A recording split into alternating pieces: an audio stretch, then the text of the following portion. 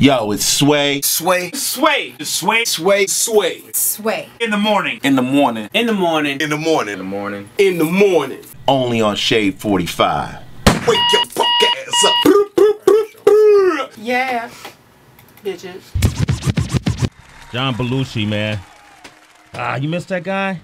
Oh, every day, man, every day. You know, we have 13 House of Blues clubs around the country, and we're undergoing a complete revival of the brand, new cuisine, our Louisiana cuisine, our five-star dining rooms, new music, new technical stuff, and you know, I walk in there and I think of Johnny all the time. All the time, yeah. Man. What an incredible movie that's created such a cult following. It stands the test of time. Even making that movie, did y'all have any idea the first that it would become that big when you were making that movie, or was it just all fun at that time? It was wild times back then, right? Yeah, you never know. You know, nobody knows anything in any business really, what's going to make it and what's not. You know, what the people are going to respond to. But we felt that the music was solid, that our players were solid. After all, we had Otis Redding's guitar players, Steve Cropper and Duck Dunn.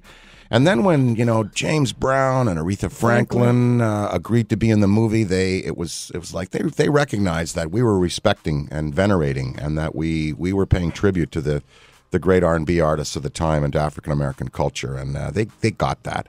And once they came on board, that legitimized it. And you know, when I saw that church number cut together, I said, this movie's going to connect. Something good. You know, unfortunately, John Belushi, and even back in that time, drug culture was a lot different than what it is today. It's taken a lot of people's lives.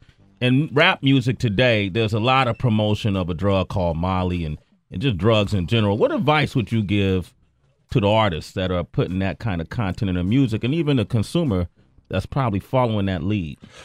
Well, I think everything can be consumed in moderation. However, powders and pills are particularly dangerous. And you've got to be very, very careful. You know, in our time, you know, cocaine was big in Hollywood, and you know, we were doing SNL at night. We were, you know, there was cocaine there. I did it a couple of times. I never really liked it, but it was dangerous. It killed a lot of people. It killed John. It killed my friend Alex Taylor. My friend Michael Rapley. I lost 3 friends to it. River Phoenix died when somebody. What happened there was, he was sitting in a bar.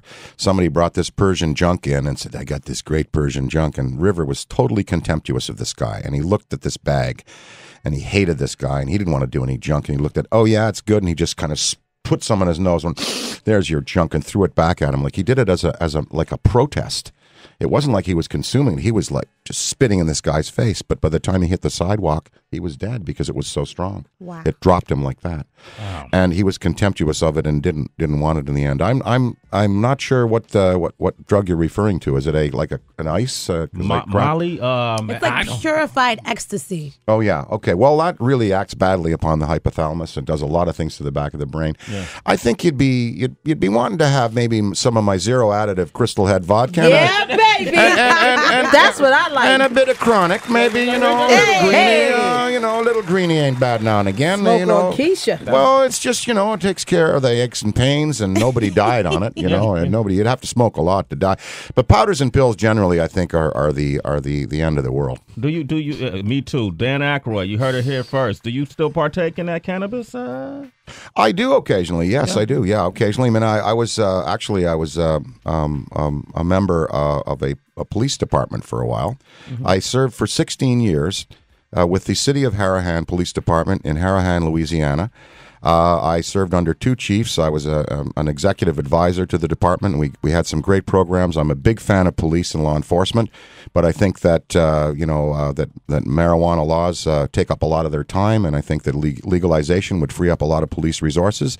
And now that I've left the department and I've retired, I do occasionally take it for relief of cervical plate pain in my neck. I've got, I've bumped I'm 6'1". I've bumped my head so many times. Yeah. So I do occasionally take it for the aches and pains. I don't operate machinery on it, and I do it when I'm at home. But I don't have anything against it, and I do occasionally like to have it. Did you say you don't have anything on you? Oh no. Okay. All right, let's take a toast right here. Yes. All right, Crystal Head vodka. There it is. No additives, no glycol, no sugar, no citrus oil. We won the double gold medal at the Prodexpo in Moscow. Yep. The Russians think it's the best vodka. It's like Japanese Japanese thinking it's the best sushi. If they don't know, who knows, right? Who knows, right? Dan Aykroyd is here, and what you may not know is Dan is a part of hip-hop history. There was a movie called Nothing But Trouble. And in that movie was a song created by Digital Underground. Yes. Shock G, Money B. Oh, I know. Good friends of mine. And the first time Tupac was ever heard on wax was because of this song. And it's called Same Song. Remember this? Yeah. He was the turntable player that day, the young kid. Yeah. We'll talk about that up next. It's Sway in the morning, only on Shade 45.